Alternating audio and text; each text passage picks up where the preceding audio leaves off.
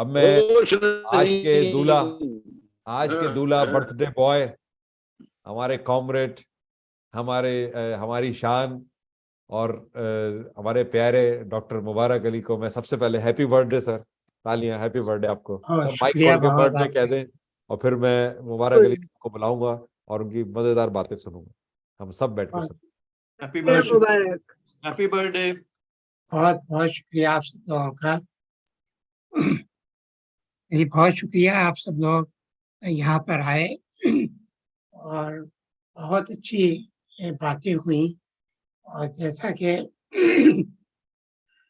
یوسف نے کہا ہے کہ اگر یہ سلسلہ جاری رہے تو بہرحال ہمیں بھی بہت کچھ سیکھنے کا موقع ملے گا اور آپس میں ایک دوسرے کو دیکھنے کا بھی موقع ملے گا، کیونکہ یہ موقع جو ہیں کم سے کم ہوتے چلے آ رہے ہیں.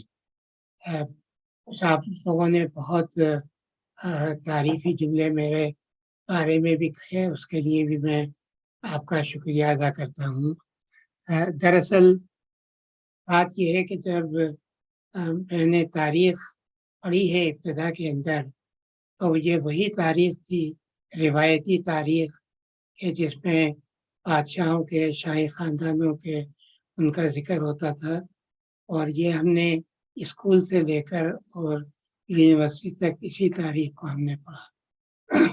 اور جب میں نے یونیورسٹی میں پڑھانا شروع کیا تب بھی یہی روایتی تاریخ تھی. تو میں دیکھتا تھا کہ جو میرے شاگرد تھے ان کے چہروں پر کسی قسم کا کوئی یعنی حیرانی کے آثار نہیں آتے تھے کہ وہ کوئی علم سیکھ رہے ہیں.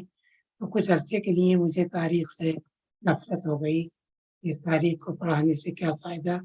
اور پھر میں نے تاریخ کے طور پر فکشن پڑھنا شروع کیا، اور فکشن میں مجھے ایک نئی دنیا جو ہے وہ ملی. اور اسی نئی دنیا کے ملنے سے پھر میں نے تاریخ کو نئے سرے سے دریافت کیا. اور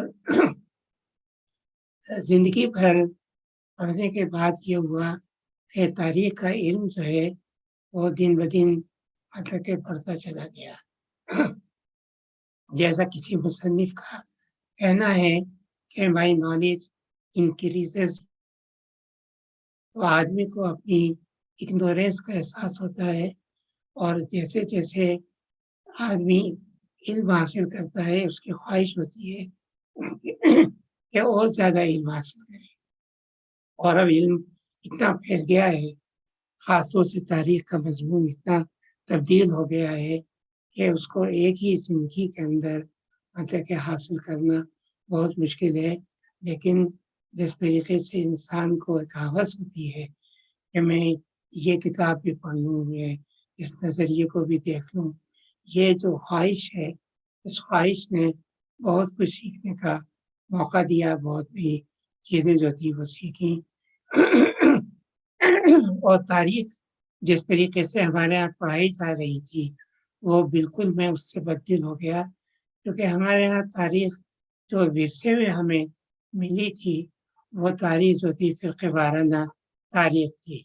یعنی ہمارے پاس جو مورخ آئے تھے، یعنی IS قریشی یا SM اکرام یا معین الحق، یہ وہ لوگ تھے جو اس ورثے کو ساتھ میں لے کے آئے تھے، جو قومی نظریہ اور ہندو مسلم نفرت کے اوپر بنیاد رکھتا تھا. تو اس چیز نے مجھے بہت زیادہ دکھ بھی دیا، اور مجھے احساس ہوا کہ اس کو چیلنج کرنا چاہیے. چنانچہ میں نے یہ جو ریاستی تاریخ ہے، اس میں 2 قومی نظریہ ہے، اور جس میں ہیروز کو بنا کر ایسے پیش کیا جاتا ہے کہ سارے مسائل کا حل وہی ہے، اس کو بھی میں نے چیلنج کیا ہے کہ ہیروز کو کس طریقے سے اونچی پیڈسٹل سے نیچے گرا کر ان کو ٹکڑے ٹکڑے کر دینا چاہیے، تاکہ وہ اس قابل نہ رہیں کہ لوگ ان کی پوجا کریں. یہ شروع کی ابتدا تھی، اس میں مجھے ظاہر ہے بہت مشکلات کا سامنا کرنا پڑا، چونکہ ہماری پبلک بھی، ہماری یونیورسٹی بھی اور ہمارے ادارے بھی مطلب کہ اس تاریخ کے قائل نہیں تھے، اس تاریخ کو سمجھتے نہیں تھے. لہٰذا مجھ پر بڑے الزامات لگائے گئے، جیسا کہ जैसे हमारे शेख रियाज साहब ने कहा, जब मैंने मजमून लिखा क्या नौमल गद्दार था, सिंध के जो नेशनलिस्ट थे उन्होंने बहुत कुछ इल्ज़ाम लगाया कि आप ये गलत लिख रहे हैं। फिर एक मुसीबत यहाँ पर ये है कि ज़रा सी कोई बात होती है तो फ़ौरन ये कह देते हैं कि आप हिंदुस्तानी एजेंट हैं और आप पाकिस्तान से के गद्दार हैं। ये इल्ज़ामात भी लगाए गए, बल्कि यहाँ तक भी लगाया गया कि मैं रा का एजेंट हूँ और रा मुझे पैसे देती है। मैंने कहा यार अगर ऐसा होता तो सबसे पहले ISI वालों को पता चल जाता कि मुझे कहाँ से पैसे मिलते हैं। तो ये तो और मुझे उसका नतीजा ये है कि सिंध यूनिवर्सिटी मुझे छोड़ना पड़ी। सिंध यूनिवर्सिटी को छोड़ने के बाद तकरीबन मैंने 8 मुलाज़मतें की, जहाँ से मुझे मतलब कि छोड़ना पड़ा उन मुलाज़मतों को अपनी शराइत की बिना पर। मैं अपनी शराइत के ऊपर मुलाज़मत करना चाहता था, जिनमें नेशनल कॉलेज ऑफ आर्ट्स भी शामिल है और कुछ NGOs जहाँ मैंने काम किया वो भी शामिल हैं।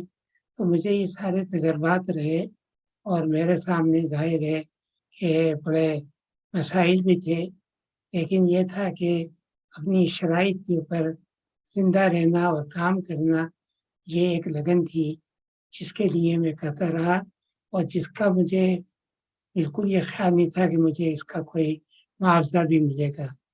अपने इब्तिदाई दौर में चूँकि मैं सिंध में रहा तो मुझे सिंध की तारीख़ से ख़ासी दिलचस्पी पैदा हुई और मैंने कोशिश की कि सिंध का हमारी फ़िरक़ेवाराना तारीख़ में बहुत अहमियत दी गई है। हिंदुस्तानी में जब ये फ़िरक़ेवाराना तारीख़ लिखना शुरू हुई तो जो मुसलमान मौर्रिख़ थे उन्होंने सिंध को बाबुल इस्लाम करार देकर और हमारी तारीख़ को यानी हिंदुस्तान की तारीख़ को बल्कि सिंध की जो कदीम तारीख़ थी उसको सिंध के हम से निकाल कर अब्बासी उमैयद पीरियड में और अब्बासी पीरियड में ले जाकर उसको इस्लाम से मिला दिया। तो ये था कि हिंदुस्तान की कदीम तारीख़ से किसी को दिलचस्पी नहीं रही कि हिंदुस्तान की भी कोई तारीख़ होती है, हिंदुस्तान का भी कोई कल्चर है, हिंदुस्तान की भी कोई तहज़ीब है। तो सिंध के अंदर ख़ास तौर से यहाँ पर अरबों के आने से बहुत पहले यहाँ पर बुद्धिज़्म का बहुत तज़किरा था। मोहनजोदड़ो में जो इतना बड़ा स्तूपा देखते हैं, ये बुद्धिस्ट अलामत है। यहाँ बुद्धिस्ट लोगों की काफ़ी तादाद थी सिंध के अंदर और ये सिंध से निकल कर उस वक़्त गए हैं जब सिंध को अरबों ने फ़तह किया है और जब उन्हें यहाँ पर अपने मज़हब के लिए कोई जगह नहीं मिली तो इनके जो सरदार थे वो आहिस्ता-आहिस्ता यहाँ से हिजरत करके यहाँ से भी कश्मीर से भी और सेंट्रल एशिया से भी ये तिब्बत में चले गए। हालाँकि तिब्बत का गौतम बुद्ध से कोई ताल्लुक़ नहीं था, लेकिन उसके बाद तिब्बत जो है वो बुद्धिस्ट इलाके का मरकज़ बन गया और बुद्धियों ने कोशिश की कि एक ऐसी जगह चले जाएँ जहाँ वो अमन के साथ रह सकें। तो मैंने सिंध की तारीख़ जो तवज्जो दी है वो कई लिहाज़ से दी है। अरबों की फ़तह जो है उसको भी मैं मतलब कि बैरूनी हमला ही करार देता हूँ। मोहम्मद बिन कासिम को जो हीरो बनाया जाता है तो मोहम्मद बिन कासिम भी उमैयद एम्पायर का एक नुमाइंदा था, कोई वो इस्लाम के लिए नहीं आया था। क्योंकि दिलचस्प बात यह है कि जब उसने मुल्तान को फ़तह किया है तो मुल्तान के मंदिर से उसको जो दौलत मिली वो दौलत उसने हज्जाज को भेजी और साथ में ख़त लिखा कि आपने सिंध की मुहिम पर जो अखराजात किए हैं वो इस खजाने से जो मैं आपको भेज रहा हूँ वो पूरे हो जाएंगे और राजा ताहिर का सर जो है वो मुनाफे में है। तो ये जंगें क्या थी, ये एक लिहाज से तिजारत थी, ये एक लिहाज से माल गनीमत को हासिल करना था, ज़मीनों पे कब्ज़ा करना था। तो ये मैंने अपनी किताब जो सिंध के ऊपर मैंने लिखी है, सिंध खामोशी की आवाज़, उसमें अरबों की फ़तह के बारे में मैंने लिखा है कि मोहम्मद बिन कासिम को हीरो बनाना और उसको मतलब कि एक एज़ाज़ देना मतलब कि ये तारीख की बड़ी सितम ज़रीफ़ी है। और दूसरा ये कि अरबों ने सिंध जो फ़तह किया था, वो कोई मज़हब की खातिर नहीं, बल्कि गल्फ़ के जो ताजिर थे, उनके लिए ये रास्ता जो था ख़तरनाक था, क्योंकि देवबंद के रास्ते से होते थे जब वो श्रीलंका और चीन जाते थे, तो यहाँ पर बहरी क़ज़ाक़ बहुत ज़्यादा थे।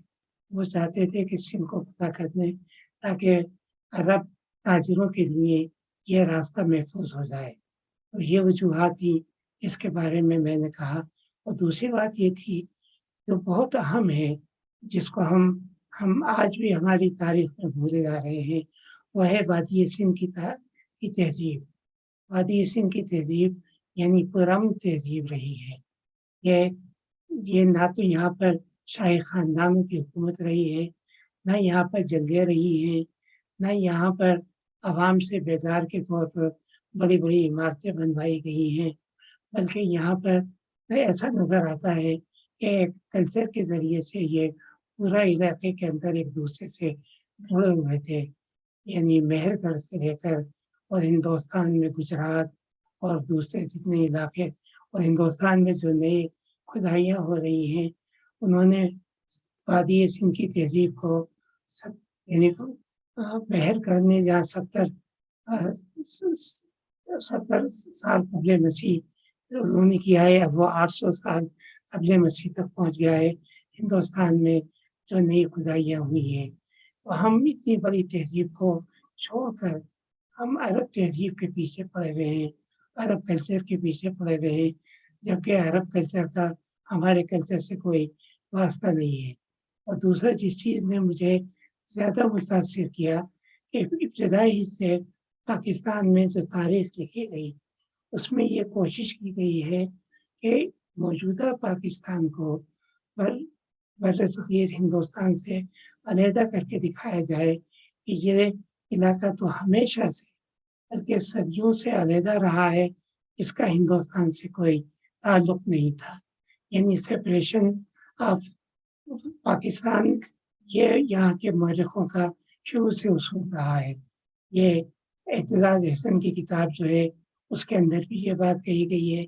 उससे पहले जो और यहाँ पर अय्यूब व भुट्टो के ज़माने में कल्चर डिपार्टमेंट का रिसाला निकलता था सक़ाफ़त, उसके अंदर भी ये बात कही गई।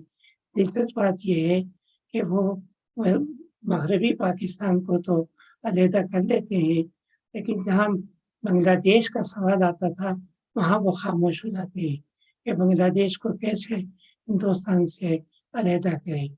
तो जिस तरीके से तारीख़ को हमारे यहाँ मस्ख़ किया गया है, मेरी ख़्वाहिश थी कि इस मस्ख़-शुदा तारीख़ को ज़रा ठीक किया जाए।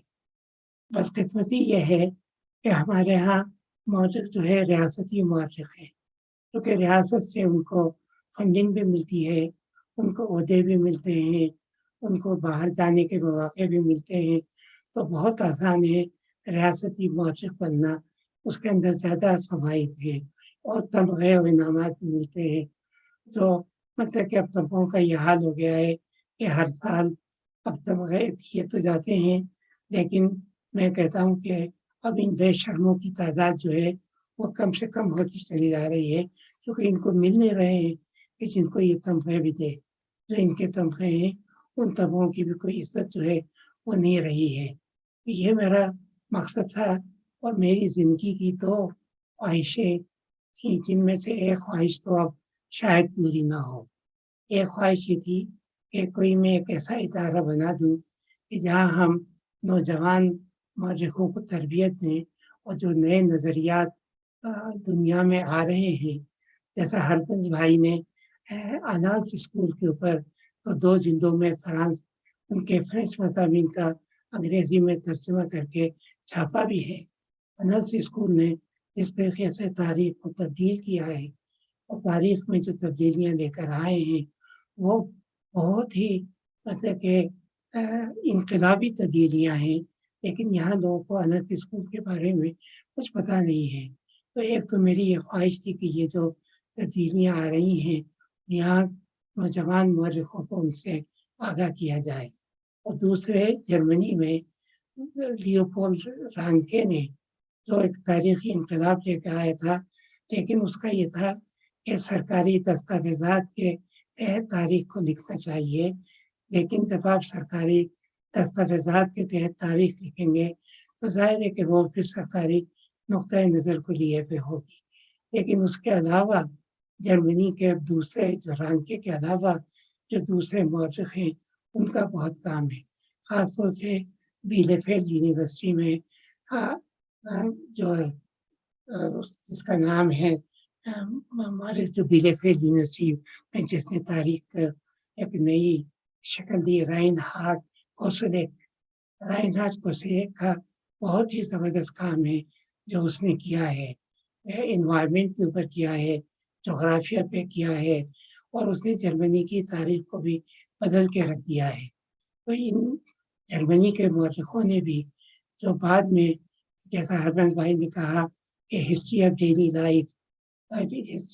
لائف ہے جو ان کا کام ہے، اور پھر خاص طور سے جو ایک ان کا بہت زبردست کام ہے وہ یہ تھا کہ دوسری جنگ عظیم کے بعد تو جرمنی کو کہا جاتا تھا کہ وہ وار کے سلسلے میں وہ گلٹی ہے، تو ہسٹورینس کے درمیان ایک زبردست مقابلہ ہوا تو ہسٹورینس اسٹرائک کہلاتا ہے، یعنی ہسٹورینس ڈسپیوٹ، جس میں دونوں طرف کے ہسٹورین تھے کہ کیا واقعی جرمنی اس دوسری جنگ عظیم جو ہوئی ہے اس کا ملزم جرمنی ہے یا جرمنی نہیں ہے۔